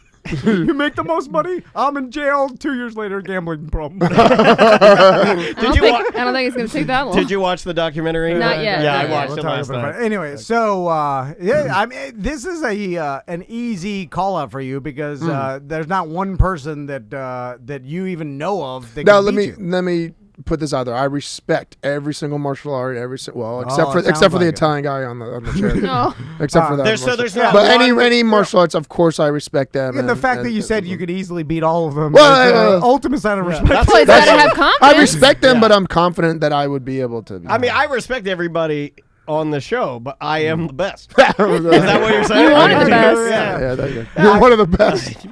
So, I You mean, can't say that legally. You it'd can't. be interesting. I wonder if you could actually like put your deed up. It's like Well, the I thought you were old. going to say your D. No. Well, But like if we, Yeah, it's pink slips. Here's the thing. I'll help you with the marketing of this, and we could actually. I bet we can get the Oh, news. God, It's a slow no more news. marketing businesses Oh, for you. I've had enough of this. Guy's always got. You know what? I'm just like Boomer Esiason. Why not just keep it simple?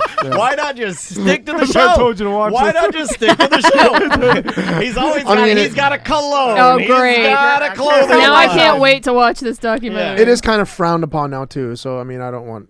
It probably What is is not a frowned good- upon? Dildos? No, Yaburi, the like challenging of the dojo. It's not an acceptable. It's not an acceptable practice. Well, all this is about is getting the most attention and the most money and students to you, right? Who cares? No, it's not about the money for me. What if you only took one student, and then What if Wait, they what? had like to? one desk chair?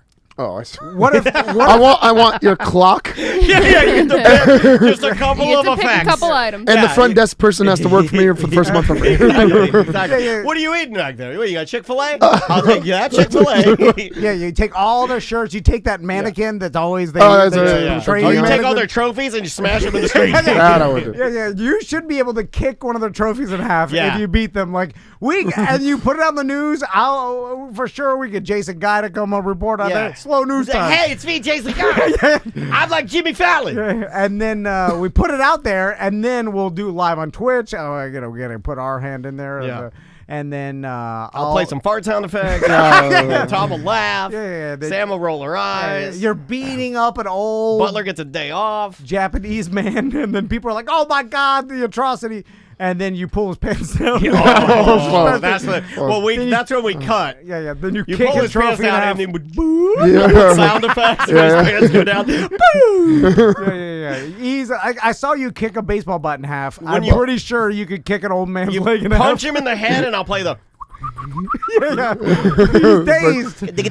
Yeah. I mean, one kick, you could kill a person, right? I mean, if the person's not really trained to know how to take a kick. well, like that. I mean, they. Oh yeah, you can kill somebody with Like a if we shin to the got head. if we got They've one of been our getting listeners to come Firehouse in subs here. next door for the past 20 years at their studio. Yeah, if we Of course they're not if ready. we asked a listener to bring their grandma in here and just sit her in a normal chair, and you just she was like, okay, and we're like, we have a birthday surprise. Kick her cotton top Close off. your eyes. You need to relax. She's like, okay. She's like, close your eyes, grandma, and then you just Oh, then, You kill her. I break I'm her. not I joking. break her neck. Like I'm Well, saying I don't this want to is be a here leap. on that day. No. I made the joke in the BDM page, like everybody was saying, Seth, could you kick this the fat old man in the video? And then I'm like, you would kill him. Like, I'm not joking. Seth would go to jail Well, for depending murder. on where you kick him. Well, he has to sign a waiver. Oh yeah, that's another thing. Yeah, sign a waiver. Couldn't before you do kick this. him in his belly? Oh, you'd give him maybe a heart attack. You'd rupture his own His spleen. organs. You know, like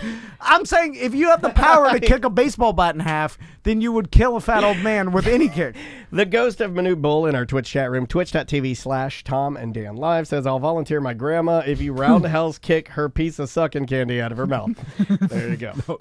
But it's I'm just like interested in the fact that there's no like traditional like dojo sensei that could actually match up to Seth. Like Seth's not the best fighter in the world. No, But, I'm not. No, I admit that. Of course, I don't Yeah. think I'm the best fighter in the world. like obviously you. I think would I could beat up challenge- 99% of the people in the world. Like, But there's 1% is a lot of people. well, hold on. Anybody in the UFC UFC weight class that's currently fighting could probably beat you, right? No. Yes. Well, you've been out of practice. Don't get I don't care. You're flying too close to the ego. I mean, come you on. Gotta, Yeah, don't be a Flacco. You're handing off to old man Gore. don't be a Flacco sounds horrible. Randy Couture won the heavyweight title at 40 years old. That was a different time, though. That was when they still had What do you mean? What? They still had guys fighting in jean shorts. and things. No, that wasn't a G. This is where That was not. This is where you get the turn. I realize that he's been really nice to you the whole time. I seasoned it Yeah. all. See how happy he is? This is where, I don't like this is where you get the boomer. That's what Yeah. Just give him the boomer. No. But this is, interesting to me. That, It is. and I want to see it happen. Keep us abreast of what happens. We'd like to help you out. I'm sure nothing will happen of it, but I'm just. Well, putting this it out. aired like there. Remember, I one time made a challenge that I could beat up any old man, and I got a lot of emails from being like, "Oh, my old uncle will beat you. My pop will beat." I got the whole thing, and finally they set it up, and then I beat up an old man, and it was very embarrassing. I was just going to say, kind of a different audience, you know. I think Some of that audience is with us. yeah. And everybody in the Twitch room, they like to see but it. they're not professional fighters that are going to fight Seth. No. I'm just saying they'd watch it. Oh, they'd watch it, yeah, for sure. Okay, so our homework is to either find But someone knows a sensei. A traditional martial art, or a sucking candy granny. or All right. Yeah, I'm just saying. I bet you there's one guy with overconfidence that has delusional narcissism that believes that he could beat Seth for sure. Well, we because- do, and he's here. No, I know I But he can't. doesn't know karate. No, I feel like if you had a dojo, you'd be, standing in line right now, as much as holding your waiver. it seems like I should be delusional, but I'm not. I got this notarized. Choose me. I got this notarized at SunTrust. I know Seth could easily beat. Even the time that I tried to tie Seth's legs together and arms behind his back. Oh, yeah. And then I thought we were I've talking done about- this all before. You gotta realize it's Yeah. all the same. Oh, yeah, it's all ass. recycled material. Yeah, we know. I did this before. I tried to fight Seth with this. Oh, you tried to wrestle and grapple me. Yeah. And then I. But if it almost- wasn't, I would have punched you in the face if it wasn't. Yeah, of course. I almost knocked myself out on your shoulder because it was impossible. It was too strong. So I'm not crazy, but anyway, I'd love to see this happen. So please email us if you have a sensei that would like to take this challenge. And if you want to go check out what I'm capable of, go to karateoforlando.com and you could. Oh, is there like a? That's my web. Well, I have a video. I have a couple videos on that. Does it have like? Welcome to the jungle. Have you prepped yourself in all the videos like you do in your Instagram photos? Yeah. Oh, dude, you know he that's did. fake. Do you fluff it before you put I it don't in fluff anything. your white pants? My last picture I edited out on purpose, and I got people PDMs are like, "Oh, why'd you edit it out? Where's the thickness?" What are you Oh doing, my God. I wanted to see it. Hey, I I'm was gay. Why you editing that out? I know. Prime Mike, down with the thickness, please. Yes, please. All right, we'll take it back. Bye-bye. It is another corporate time with Tom and Dan. I'm Dan. I'm Tom. Samantha, our producer, is here. Hello, Sam. Hi. I love your beanie. Thanks. Tom had a beanie on, and he took it off. Yeah. Well, don't look good in beanies. I was actually I liked No, it. I no, enjoyed it. Butler's you're lying. here. Looks like a garbage pail kid with a beanie How on. dare you? I just don't get his outfit sometimes. His face gets rounder when the beanie's on. I don't Oh, understand you have a it. giant hoodie on, a beanie, Well, it and then was- flip flops. It just It's so only cold on the top. It's ridiculous. Yeah, he only gets My he only muffin's is- cold. Yeah. My legs and feet don't have any feeling. Yeah, that's bad. That's no circulation. Yeah. Oh, is that true? Oh, yeah. Purple. When you don't My Look how feet- tiny his legs are. My feet are jet black, like they're burnt wood. Is that bad? It's fine. Seth Petrozelli, our good friend, is Yeah, here. yeah. KarateOfOrlando.com. KarateOfOrlando.com. If you are a sensei and you think you can take his dojo, then stop by and try to kick his ass. If not, he's going to kick yours and take your dojo. That's KarateOfOrlando.com. Yes. So we've got some guests on the line with us. I miss these ladies. And I'm interested to talk to them with Seth here because, Didn't think about that. Why? Because I'm just a lot real I sexual. don't know. I feel Well, like you're horny all the time. Yeah, Seth's a little more adventurous than I am, so he's probably done some of these things we're going to talk about. But with us on the line from Fairvilla, obviously you know all the locations. You go to fairvilla.com. We've got Jackie and Roxanne. How you guys doing? Great. Good. Good to talk to you guys. We have missed you. I've missed you guys coming in here, and typically you bring in a bunch of different adult-themed products that we get to look through. But normally we come in with a basket of goodies. Yeah, I love that. We couldn't bring you any goodies today. Yeah, That's hopefully fine. soon. Yeah. Hopefully soon. We'll get there. But in the meantime, let's talk about some things going on at Fairvilla that people should know about. I keep telling people about the virtual Fairvilla University classes. I'm like, it's never been easier to attend one of these classes. You could do it anonymously, and it's completely easy and do it from your house. Also, it's extremely convenient, and you can just kind of pop it up and watch right there at your home. So let's go through the list, Jackie.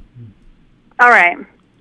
So our next Fairvilla University class is next Thursday, 8 p.m., and it is a free class because we're kind of providing it as like a community service for the community, which seems redundant. No, I got you. That's perfect for October for Breast Cancer Awareness Month. It's a class about sex after cancer. So Okay. it's a super important topic and just really helpful to the community. Yeah, that can be a little weird. You know, my mom is, or was a breast cancer survivor, and there was some weirdness there afterwards. You know, especially if you have to have mastectomy or anything like that. You know, you may not be. I guess it could go for men and women. Your sex while having Yes, cancer it is is. important, It too. is for all genders. I got a buddy that had testicular cancer, and I'm sure that's strange. And then obviously, ladies, you know that we've had a problem with breast cancer, and that's why mammograms are so important. So this is something that I typically wouldn't think of, but I'm really glad you guys are doing this because you guys do a really excellent job on your educational efforts. And it's not something that a lot of people talk about. Like, you hear about the treatment process and everything like that, but there's not really a focus put in the media or education about your relationships and how what changes might happen to your body after you go through something like that. And we really wanted to cover that we go in a well-rounded way. And the class that Debbie, who you guys have talked to a couple times, she worked with doctors and survivors and a variety of people to come up with this really great, all-encompassing class that is, it's just pretty magical. I'm very excited to present it next week. And again, it's free, and you can do it virtually, and it's super easy to sign up for. And what I'm interested in, too, is your Spanksgiving, because I love a good pun, and also. Well, also today today he's wearing Spanx, and you look. I gotta that's tell what it you, is, right? You look absolutely ravishing in that bodysuit you're wearing today. It hugs everything in, Yeah. so that you can't see my muffin as much. Yeah, it's a muffin hugger for sure. So, but spanking is something I've never understood and never been into. Big surprise. And you know what? That's fine. You don't have to be into it, a lot but more than just spanking. people are. A lot of impact play and all the different kinds of things you can do with tools from your hands to different kinds of paddles and all sorts of things that could be involved in Spanksgiving. I like to turkey leg. I like to whap my my wife's butt with a big novelty red plumber's wrench. You know, one of the things that they touch on in this class, we just had the run through the other day. One of the things they touch on is like the variety of implements. Like there's spanking implements made out of stuff that I would have never thought of, like fire hose and like Twizzlers. There was a flogger made out of Twizzlers. Oh, I've seen that. Oh my God, Cabin Boy. Cabin Boy at He said never to talk about Oh, I'm sorry. Well, he's not Cabin Boy anymore. I'm not saying his real name, Matt. He was a judge. People text him. He was a judge for the 2014 Gape Toberfest. Oh, wow. And they tried to stuff as many Twizzlers. Come on. So sorry. The spanking thing. Look, okay, Seth. This is what I'm glad you're here. Yeah, okay. So. Have you Seth's ever into spanking? dabbled in spanking? I'm not like super into it, but if it's there in my face and I'm like, in the mood, I'm like, I'm gonna smack it. Yeah. Do you like getting smacked? Or you just like giving the smack? No, I like getting smacked. I like getting smacked like on my chest and like on my sides. He wants to go around all of Orlando and I don't like my sensei smacking him around. I don't like my face being slapped, really, just because I'm really weird about my head. Why'd you do that?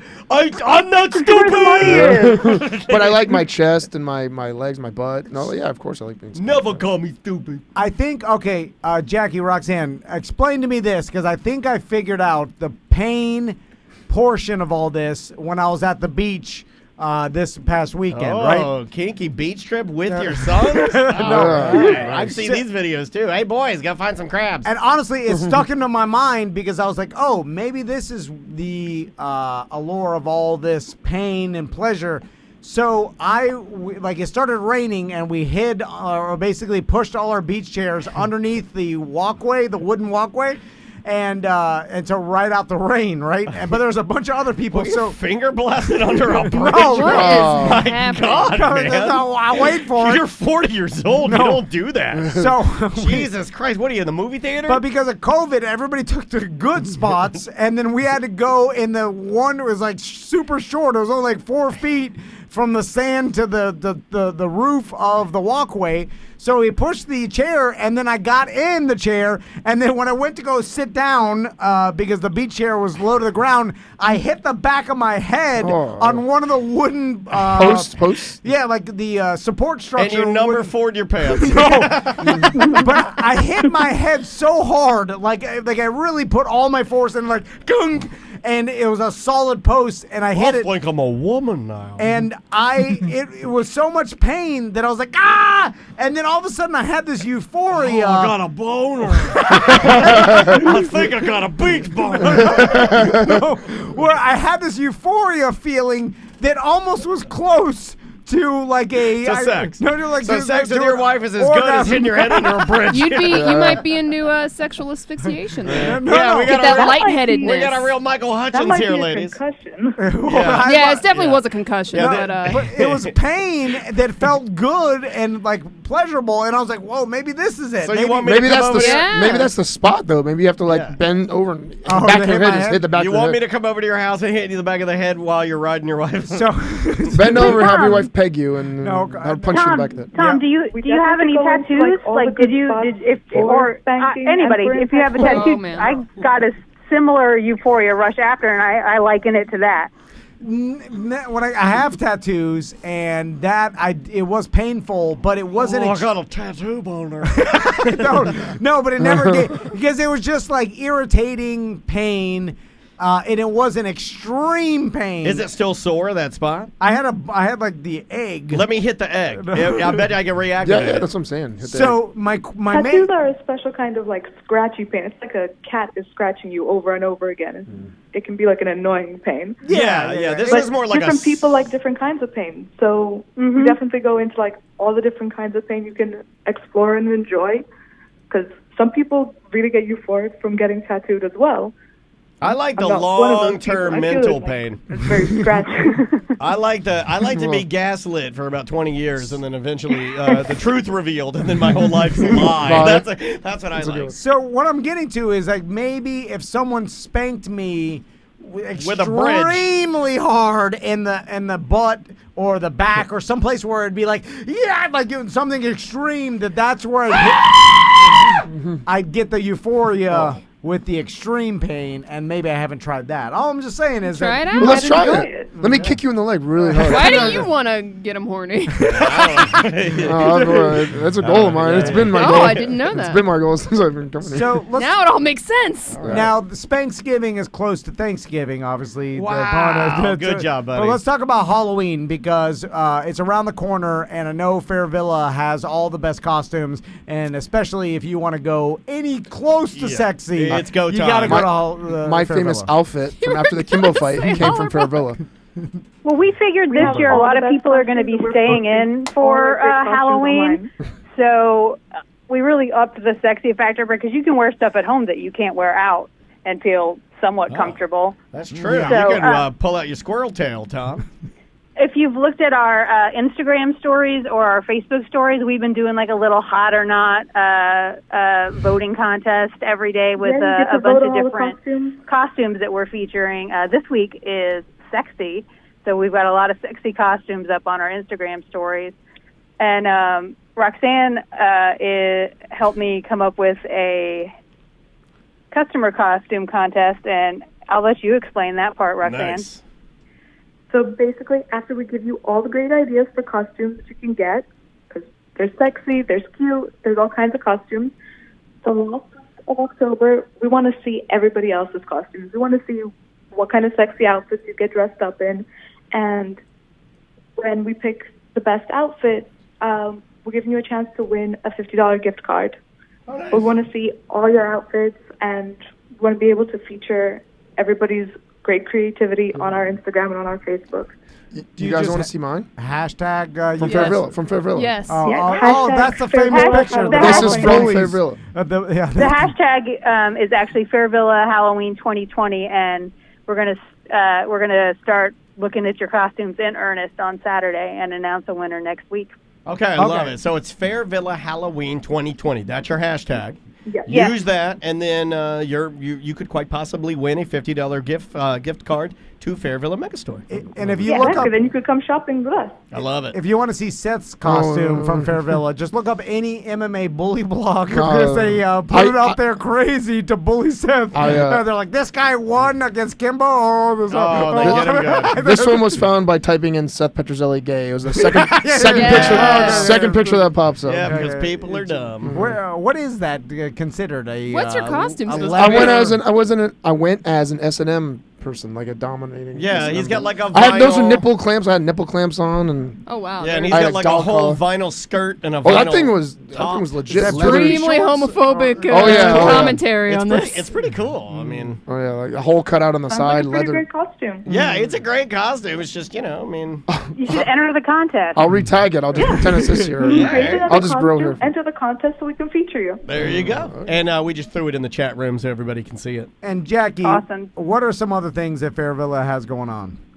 Well, the other big thing is Friday, this Friday, the 23rd at 8 p.m. on Facebook, we are hosting Night of the Living Babes.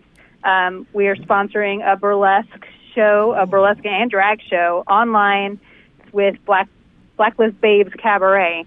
So that's going to be a fun, free event of all kinds of fun debauchery. Oh, that's awesome, man. And that's on the Fairvilla Facebook page? Yep, it's stickied right now, so it should be one of the first things you see. Yep, Beautiful. it's the first thing you see up on our page. And that is this coming Friday? Yep, it is this Friday. Awesome. All right, perfect. At 8 p.m. So just And remember, it's totally free. if you follow Fairvilla on social media, Take that, Piff. they give you all the stuff, all the announcements of what they have going on, like the upcoming Fairvilla University Follow stuff. them on Instagram as well, because you're Yeah. always going to want to jump in there. They're always putting stuff in stories, and again, that's a way you can quite possibly be featured. Yeah, and all locations are open now, Jackie? Yes, Okay. yes. Some of them are still a little bit limited hours, but every location is open right now. Beautiful. Perfect. And if you still want to do curbside pickup and have someone from Fairvilla shop for you, those options are still open? Yeah, just call the store and they will help you Yeah. stay safe. And that goes with anything. Like if you got something you need a problem with something, well, just call the store or go down there. yeah. I mean, their customer service is top notch, so you'll love them. And you can always shop online at fairvilla.com. There Perfect. you go. Well, Jackie, Roxanne, thanks for talking to us today. Thanks for telling us all about the stuff Fairvilla's got going on. I'm going to try spanking. And then the next time we talk to you guys, I'll let you know. Well, you're report into back. butts. And, I saw his wife's butt in the bathroom. Me too. Guys.